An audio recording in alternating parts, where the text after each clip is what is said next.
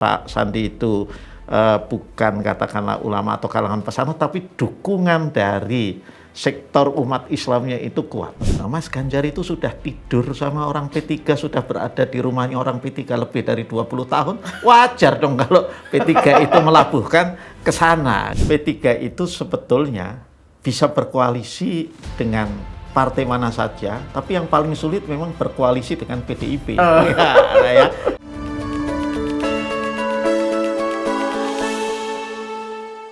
Pemirsa, satu hal yang budiman, kali ini saya mendapatkan kehormatan kedatangan tamu istimewa, seorang lawyer, seorang politisi dari Partai Persatuan Pembangunan, dan saat ini menjabat sebagai salah satu wakil ketua MPR RI di 2019 sampai 2024, Bapak Arsul Sani. Saya manggilnya Bang Arsul. Selamat datang ke Main TV, Bang Arsul. Terima kasih, Mas Sahal. Assalamualaikum. Waalaikumsalam. Kehormatan siang ini. Iya, ya. iya. Nah, sebenarnya sebelum kita ngobrol nih, saya tuh dari dulu tuh sebenarnya penasaran.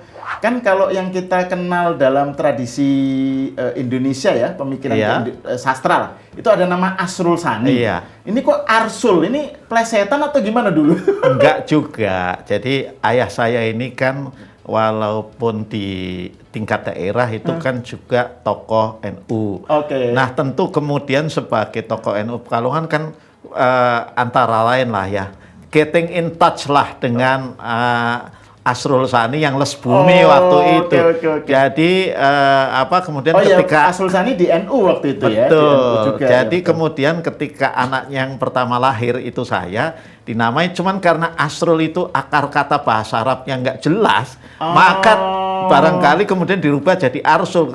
Dari Arsala Yursilu lah, kira-kira kan begitu, Mas Ahal. Gitu. Menarik ini. Jadi memang ini menunjukkan background ke P3-annya ya, kesantriannya. Jadi Bang Arsul ini kan OPEC ya, beliau anggota OPEC, orang Pekalongan maksudnya. Ya, betul.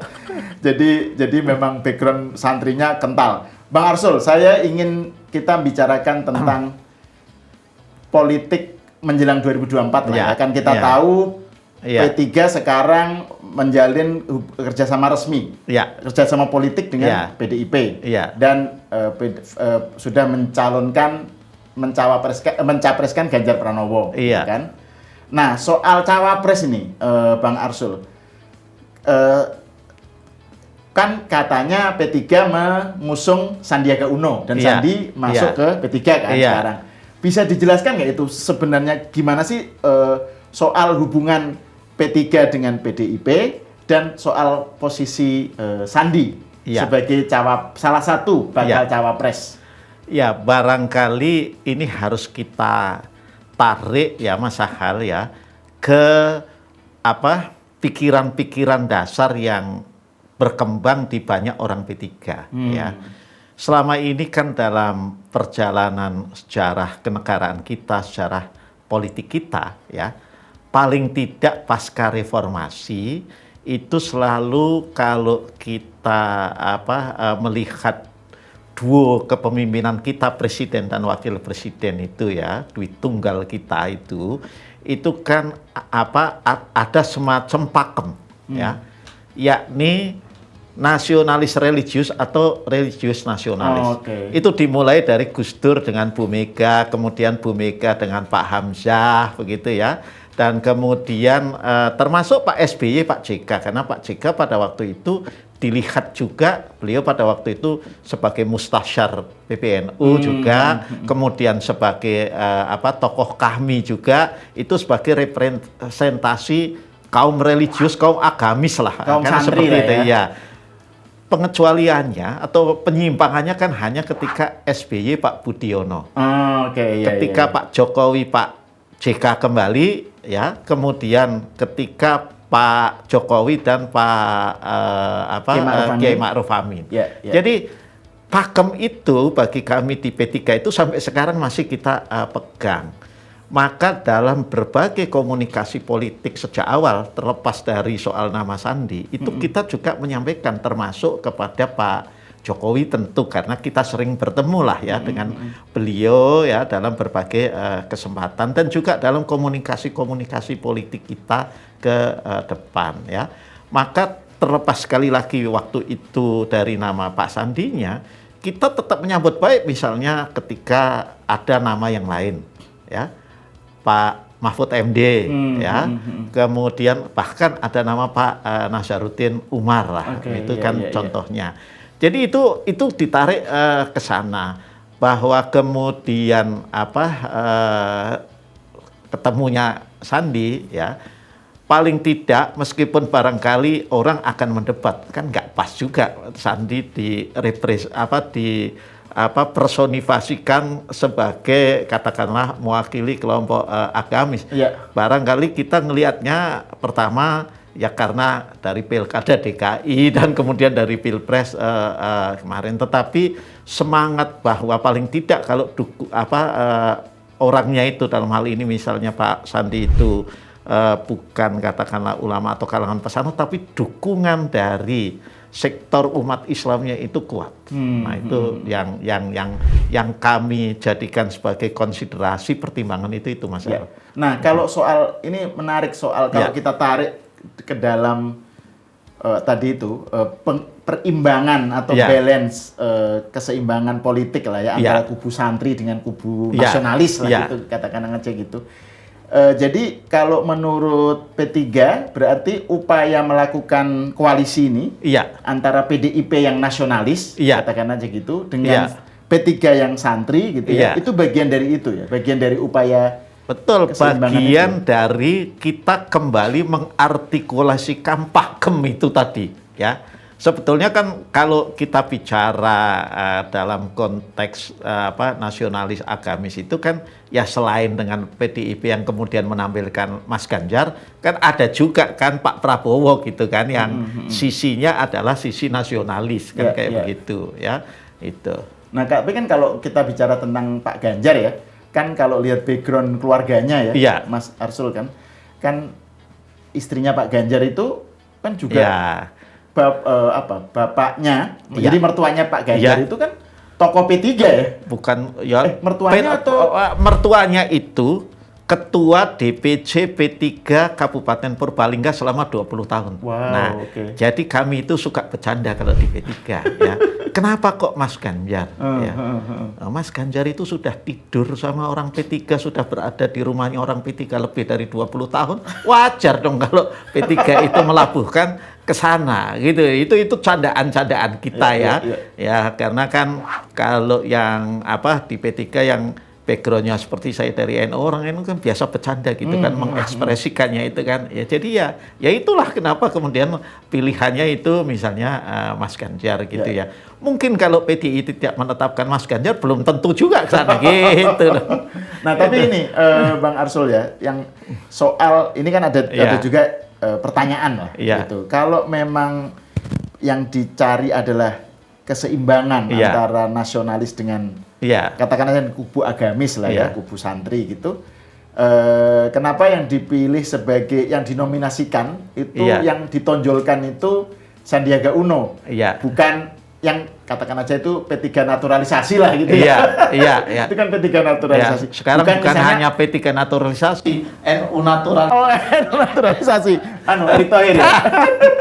Nah, jadi kenapa bukan Pak Mahfud gitu misalnya. Jadi ini sebenarnya seberapa definitif ini dari pihak P3-nya untuk mengusung cawapres yang siapa? Sandi atau siapa gitu? Jadi kan dua hal tentu paling tidak menjadi pertimbangan. Pertimbangan yang pertama tentu itu tadi ya, pakem itu tadi. Pertimbangan kedua karena P3 itu partai politik ya. Dan biasanya kan partai politik kita dikritisi terus, Mas. Masa partai politik kok tidak mencalonkan orang dalamnya sendirilah, kadernya sendiri untuk tarung dalam kontestasi yang bernama Pilpres itu. Kan sering dikritiki begitu. Nah, kita pertama pakemnya kemudian masuk apa tidak. Yang kedua tentu konsiderannya adalah lo yang mau mendekati P3, yang mau masuk P3 Sandi kok. Itu loh lah. Itu loh. Jadi itu mau nggak mau kan juga mempengaruhi. Kalau Pak Sandi itu nggak masuk P3, saya kok punya keyakinan P3 nggak akan memutuskan mengusung Pak Sandi sebagai cawapres. Gitu. Oke. Memang Pak Sandinya yang iya, tentu masuk ke masuknya Pak Sandi itu kan hasil buah dari interaksi dua pihak lah, Pak Sandi dan P3-nya lah, seperti itu. Nah, terus kalau misalnya ini Bang Arsul, kan soal cawapresnya Ganjar ini kan masih menunggu sampai 4 November atau Iyalah, apa gitu ya? mungkin ya akhir Oktober kan? atau November. Dan peranan PDIP dalam hal ini Bu Mega kan sangat kuat ya dalam dalam menentukan lah gitu. Nah, itu nanti andekan misalnya bukan Sandiaga Uno yang dipilih gitu, P3 gimana itu soal dengan koalisinya itu nanti? Ya, pertama tentu kalau kami yang di internal P3 nggak boleh langsung berande-ande kan begitu lah ya. Kita itu sekarang tahapannya ya meyakinkan juga ya, tentu baik Bu Mega maupun petinggi-petinggi PDIP bahwa yang paling pas itu adalah Pak Sandi Uno. Itu kan kewajiban kita ya. Nah, tetapi kan pada akhirnya kan yang namanya politik itu kan selalu disebutkan dinamis, ya. Bahkan kita tidak bisa prediksi dari jauh-jauh hari, ya. Kalau mengacu pengalaman 2019 kan hanya dalam hitungan jam kemudian berubah. Iya, karena itu seperti betul. itu. Nah, karena itu ya tentu kita kalau ya ini partai Islam ini Mas, hal ya. Kita pertama minta kepada Allah. Yang kedua nanti pada saatnya kita harus istikharah juga untuk menjawab pertanyaannya. Masalah tadi, saya suka bercanda sama teman-teman di P3 itu. Kita itu memang berbeda dengan partai yang lain. Kita itu selalu menempuh jalur daratan dan jalur langitan. Itu ya. Nah, jadi itu kita lakukan. Tetapi tentu kalau kita pikir secara rasional ya, dan politik itu kan tidak, kalau nggak gini, gue mutung lah, atau gue nggak mau, kan tidak begitu juga. Gitulah, nggak mutlak-mutlakan. Tentu dalam komunikasi itu dan terlebih-lebih nanti mendekati hari hanya ya tentu akan ada berbagai simulasi begitu ya, yaitu akan kita sikapi tentu yang pertama secara rasional, secara perhitungan politik, dan yang kedua itu tadi setelah ikhtiar kita untuk juga mendapatkan jawaban dari langit, dari jalur langitan itu kira-kira seperti apa ya itu. Nah, terus ini Bang Arsul, saya kan kemarin lihat di tweet Anda ya, itu kan ada Anda meretweet sebuah video pendek tentang pandangan Pak Arsul Sani mengenai Sandi. Iya. Nah, itu mungkin kita bisa putar nih videonya. Pak Ganjar dengan calon wakil presiden yang kami ajukan ya, Pak Sandi Uno itu punya begitu banyak titik besar atau chemistry. Pertama tentu keduanya punya elektabilitas yang tinggi.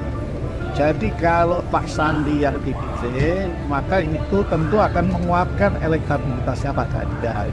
Yang kedua, keduanya sama-sama punya pola pikir yang sama ya. Pertama, pola pikirnya tentu inklusif. Inklusif itu artinya sosok-sosok yang terbuka terhadap masukan-masukan dari luar ya. Terus yang ketiganya juga punya fokus yang sama juga, yakni concern terhadap peningkatan kehidupan sosial perekonomian kita ke depan ya.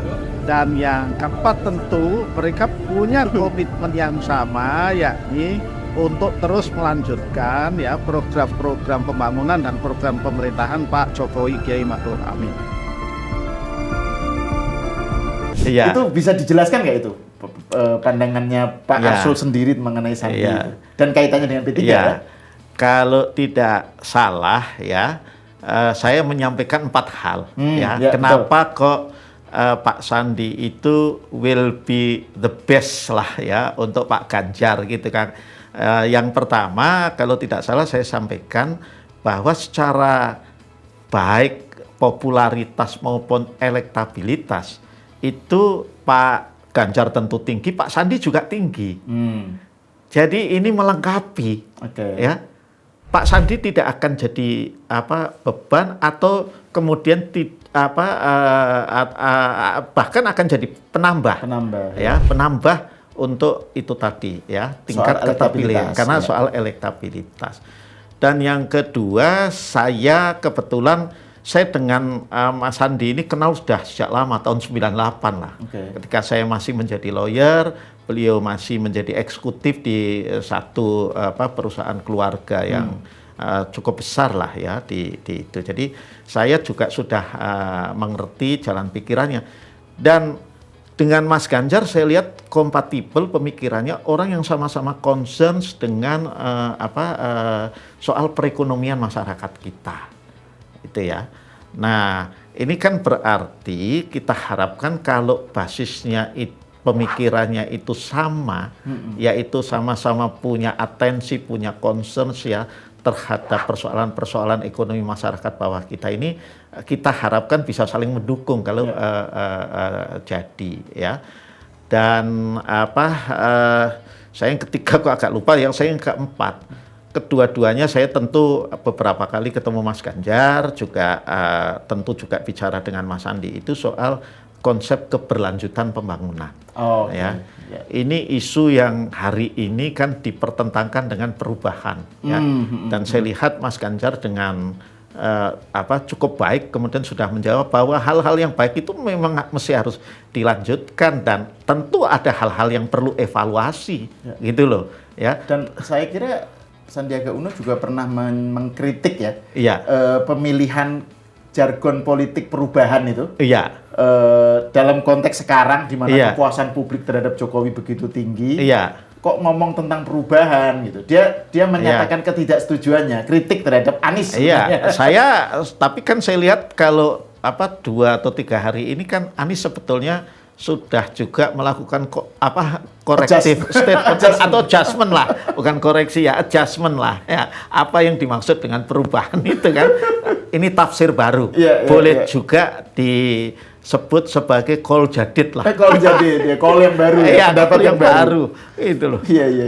Nah terus ini, Bung Arsul ya, soal posisi wapres dalam ketatanegaraan kita ya.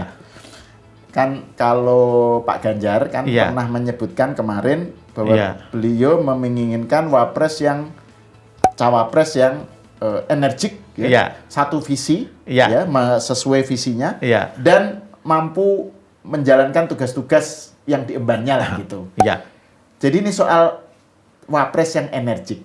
Nah tapi kalau kita lihat posisi wapres ya dalam konstitusi kita ya, itu sebenarnya kan posisinya lebih, ini kalau menurut istilah Bang Mulya Lubis di dalam artikelnya di Kompas ya, Bang Mulya bilang lebih mirip ban serep gitu, karena nggak jelas tugasnya apa, itu tidak diatur oleh konstitusi. Itu gimana menurut Anda itu? Jadi memang wapres itu seberapa penting sih gitu?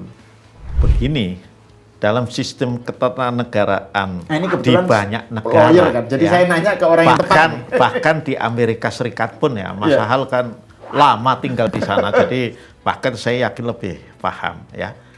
Memang tidak ada misalnya dalam konstitusi Amerika Serikat pun kalau kita lihat apa sih tugas wapres itu kan tidak disebutkan. Betul, gitu ya. Ya.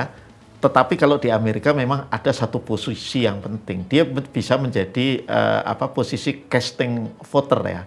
Karena dia by the operation of the law itu adalah kalau nggak salah ketua kongres atau apa ya kan kayak begitu. Nah, kalau posisinya 50-50 dia menentukan gitu kan. Nah, tapi secara umum pekerjaan itu memang yang saya lihat di sistem ketatanegaraan manapun, wapres itu ya pada umumnya ban serep, tetapi jangan dibayangkan seperti ban serep mobil yang tidak pernah dipakai, yang hanya dipakai kalau kemudian bank utamanya ada yang bocor. Ya. Ini ban serep yang bisa langsung dipakai, tetapi tergantung dari presidennya. Ya kan? Presidennya ini mau memfungsikan apa? Ya. Presidennya itu punya trust apa tidak? Nah, kalau saya lihat ya, saya amati nih ya. Misalnya di kepresidenan Amerika Serikat sekarang ini kan Joe Biden kan mungkin karena faktor umur juga banyak juga memberikan peran sama Kamala Harris kan Ya. untuk tampil. Nah, menurut saya ya itu bukan soal dalam tanda kutip nelongsonya posisi wapres di Indonesia, tapi itu di negara lain juga begitu. Nah, kita berharap bahwa kita punya presiden yang mau berbagi tugas, ya, yang mau berbagi tugas. Kalau tanggung jawab memang akan diambil semua oleh presiden dalam sistem kita. Tetapi dalam soal pekerjaan itu mau berbagi tugas sehingga juga presiden itu kan tidak pusing. Semua urusan kita apalagi masyarakat itu kan sedikit-sedikit semua urusan ini harusnya presiden turun tangan blak-blak segala macam. Padahal ada Menko dan segala macam gitu loh. Nah, terus soal yang kan tadi Bang Arsul ngasih contoh Amerika ya. Sebenarnya kalau kita mengacu kepada contoh Indonesia kan ada model juga itu Bang Arsul yang soal wapres yang energik ya. Itu kan Soekarno-Hatta. Kan Soekarno sebagai kalau istilahnya yang terkenal itu kan solidarity maker. Sementara Hatta itu sebagai administratur. Soekarno yang idenya itu soal persatuan, soal kebinekaan dan seterusnya ya. Terus Pak Hatta itu yang ngurusin birokrasi, tata negara, kepemerintahan dan seterusnya. Itu kan model yang ideal. Ya. Tetapi juga ada model-model yang dikhawatirkan kalau wapresnya terlalu energik. Ya, itu akan muncul matahari kembar. Nah, misalnya kayak yang ya banyak orang lah ngomong tentang SBY dengan JK. Nah, itu saat itu kan kesannya kayak JK itu terlalu dominan atau bagaimana sehingga disebut the real presiden gitu. Jadi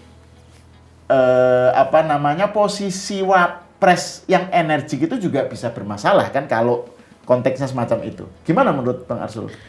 Ya, memang sekali lagi kan tidak ada satu aturan ataupun praktek yang bagus soal ini. Ya ini kembali terpulang gitu ya. Kan kalau kita merujuk ke Amerika sampai sekarang saya nggak pernah mendengar ada orang Amerika mengatakan the real president is Kamala Harris gitu kan, nggak juga kan gitu loh. Jadi itu kembali kemudian yang jadi wapres itu bisa menempatkan diri apa tidak gitu ya. Kan kata kuncinya soal menempatkan diri ya, kerjasama tadi ya. Itu. Pembagian tugas ya sebenarnya itu ya. Oke, jadi ini saya kira ya semoga aja ya kalau misalnya skenario yang dimunculkan oleh PDIP itu oleh koalisi PDIP P3 itu adalah misalnya Ganjar dengan Sandi gitu misalnya ya. Itu bisa terjadi ya, sosok wapres yang energik itu.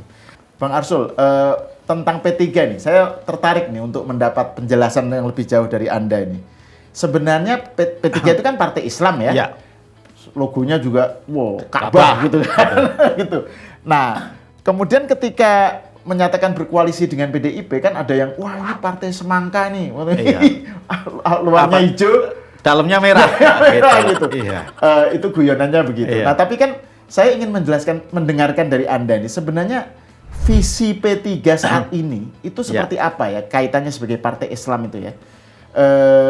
Terutama kalau kita lihat dengan perbandingannya dengan partai-partai yang lain ya, partai Islam yang lain, diferensiasinya, nilai kekhasannya itu apa P3 sekarang ini? Apa yang menjadikan P3 itu menurut Anda masih menarik atau masih layak untuk dipilih oleh konstituennya? Gitu. Ya, saya tentu tidak ingin secara langsung mengaitkan dengan soal selling point-nya bagi P3 ya, tetapi yang jelas sebagai sebuah partai Islam, kami itu ya sebagaimana saya kira NU dan Muhammadiyah melihat 4 konsensus bernegara kita, Pancasila, kemudian Undang-Undang Dasar Negara Republik Indonesia tahun 1945, ya, NKRI dan Kebhinneka Tunggal Ikaan kita itu hal yang final yang diterima. Jadi soal itu ya. Itu saya sering bercanda ini Mas Ahal ya. P3 itu meskipun partai Islam itu NKRI-nya net, nggak plus-plus. Kalau pakai istilah hotel ya. Iya, karena kita nggak bertemanan sama misalnya pikiran-pikiran yang dikembangkan oleh Ikhwanul Muslimin atau kelompok-kelompok yang lain. Ya, Islam transnasional. Iya, Islam transnasional itu. kita tidak bersentuhan sana ya. Tetapi sebagai partai Islam kita juga tidak melupakan atau bahkan kami selalu mengingat apa yang disampaikan Bung Karno lah pada saat pidato permulaan Pancasila. Pidato lahirnya Pancasila. Iya, lahirnya Pancasila itu ya. Ini bukan negara agama tapi juga bukan negara sekuler ya. Dan Bung Karno kan mengatakan silahkan kemudian kalau dengan negara yang berdasar Pancasila, umat Islam kemudian akan memperjuangkan ajaran agamanya untuk masuk dalam legislasi dan kebijakan negara. Umat beragama yang lain juga punya hak yang sama. Itulah yang kemudian ya terus akan kami perjuangkan. Jadi kalau kita memperjuangkan aspirasi Islam yang kita yakini paling tidak sebagai tafsir terhadap ajaran Islam, itu ya harus melalui jalan legislasi. Ya harus melalui jalan yang kita pilih. Ya, melalui pemilu dan tentu dalam alam demokrasi bukan mengangkat senjata ya, bukan dengan mengatakan demokrasi itu haram. Nah, itu tidak seperti itu. Nah, jujur Mas Al, kadang-kadang kita agak hurt, agak terluka ketika ini mohon maaf ya, selalu kemudian dikatakan jangan pakai politik identitas gitu kan. Okay. Buat kami ya, memang politik identitas itu tidak juga kemudian bisa bebas begitu saja, tetapi itu harus dibatasi. Jangan pakai politik identitas yang memecah belah bangsa, yang menimbulkan kemudian intoleransi, yang menimbulkan diskriminasi itu. Tetapi kalau politik identitas yang tetap memegang teguh 4 konsensus bernegara kita, why not? Ya. Dan kita memang dibangun dari identitas-identitas yang berbeda. Jadi sepanjang kemudian toleransi, inklusivitas itu tetap kita tunjukkan, yang mestinya politik identitas juga tidak kemudian dilarang sama sekali. Iya. Biasanya kalau politik identitas, saya termasuk yang cukup banyak membahas soal politik identitas. Biasanya memang yang kita kritik itu politik identitas yang dipakai untuk memakai identitas agama atau ras untuk menegasikan untuk mengintolerankan yang lain. Nah, betul. Itu yang untuk kalau itu jadi agama dipakai sebagai alat menggebuk kelompok lain yang berbeda gitu. Jadi semacam itu kalau politik identitas yang tadi yang dalam bingkai 4 pilar itu ya masih makanya masih okay, Mas Hal gitu. ya. Itulah yang kami perjuangkan. Kan nggak bisa juga tidak disebut bukan politik identitas ketika kami memperjuangkan misalnya undang-undang yang kemudian lahir undang-undang pesantren. Tapi saya boleh cerita ini sedikit ya. Ketika kami sebagai pengusul, penggagas RUU itu, judulnya itu adalah RUU Lembaga Pendidikan Keagamaan dan Pondok Pesantren. Itu yang kami itu. Kenapa kok itu? Karena kita juga sadar betul bahwa saudara-saudara kita misalnya yang Kristiani kan juga punya madrasah diniyah juga yang bernama sekolah minggu itu. Maka kami juga mengundang. Ini bisa dicek Mas Ahal nanti misalnya dengan teman-teman kami di BAMAK, Badan Musyawarah Antar Gereja. Itu kita dengarkan bahwa kemudian tidak memungkinkan ya akhirnya undang-undang yang lahir itu undang-undang pesantren itu karena memang dinamikanya belum memungkinkan saat ini karena di saudara-saudara kita yang Kristiani, yang Protestan dengan yang Katolik juga punya perspektif yang berbeda tentang kehadiran negara dalam sistem pendidikan katakanlah keagamaan mereka gitu. Nah ini hal lain nih ngomong-ngomong soal istilah nih Bang Arsul. Anda tadi menyebut istilah saudara-saudara kita Kristen warga Kristen itu kan dulu ya kalau zaman saya kecil itu kan biasa banget ya istilah itu. Biasa banget. Sekarang tuh kan kayaknya karena itu ada penyebutan. Nah ini bagian dari politik identitas seolah-olah musuh ya. Yang nggak satu iman. Itu Jadi, salahnya itu berarti lupa apa yang dikatakan oleh Ali ibni Abi Thalib. Ya. Mereka yang bukan saudaramu dalam iman itu saudaramu dalam kemanusiaan. Kan begitu dijelas gitu. Begitu. Dan itu ajaran Islam. Dan itu kalau kita tambahkan dengan konteks kebangsaan saudaramu dalam kebangsaan betul, juga. Tentu. Itu Oke, itu menarik itu. Makanya saya agak distraksi sedikit tapi saya ingin meng-highlight soal itu. Saya mau kembali ke soal Ganjar Pranowo dan soal koalisi PDIP dengan P3 Bang Arsul ya. kan kalau kita lihat PDIP kan sebenarnya kalau nyalonin sendiri bisa, gitu Iya. kan? Tapi tetap butuh P3 Iya. konon untuk supaya tadi itu ada stempel Islamnya lah gitu kan. Iya. Nah, sebenarnya dari P3 sendiri, terutama di akar rumput, itu gimana pandangannya melihat koalisi nih, koalisi PDIP dan P3 sekarang, Iya. dan bagaimana mereka melihat Ganjar? Iya, saya pernah diberitahu beberapa orang, Mas Hal, katanya begini. Ini barangkali lebih joke aja ya. Katanya PDIP itu nggak butuh partai lain kecuali P3. Oh, Itu kan begitu. Tapi sebaliknya, ya P3 itu sebetulnya bisa berkoalisi dengan partai mana saja, tapi yang paling sulit memang berkoalisi dengan PDIP. Ya. Nah, jadi ini walaupun itu joke ya, saya juga merasakan ya bahwa ketika kami memutuskan berkoalisi dengan PDIP itu, harus saya katakan tantangan internalnya juga cukup besar, ya, tantangan internalnya cukup besar, ya. Tetapi saya sampaikan juga, ya ini pilihan-pilihan politik, dan saya bilang juga kita tidak bisa melihat partai manapun itu basisnya itu hanya suudon tok, gitu loh, ya. Nah, itu tidak boleh. Dan yang kedua, ya berilah kesempatan kepada kami bahwa kalau ini pakai istilah yang agak keren dikit, ijtihad gitu ya. Ini bisa salah, bisa benar gitu ya. Ya, kalau kemudian ternyata keliru, ini nggak mengangkat ya kami juga konsekuensinya seperti di dunia politik lah. Orang seperti Arsul Sani itu memang nggak pas lagi untuk jadi katakanlah elit atau pengurus pusat P3, harus seperti itu dong ya. Ya kita serahkan kepada yang lain. Tetapi kami itu, Mas Hal, mungkin ini sebagai penutup, kami itu sebagai partai Islam ingin agar ya orang-orang Islam paling tidak yang ada di P3 itu menjadi sebuah barisan, bukan kerumunan.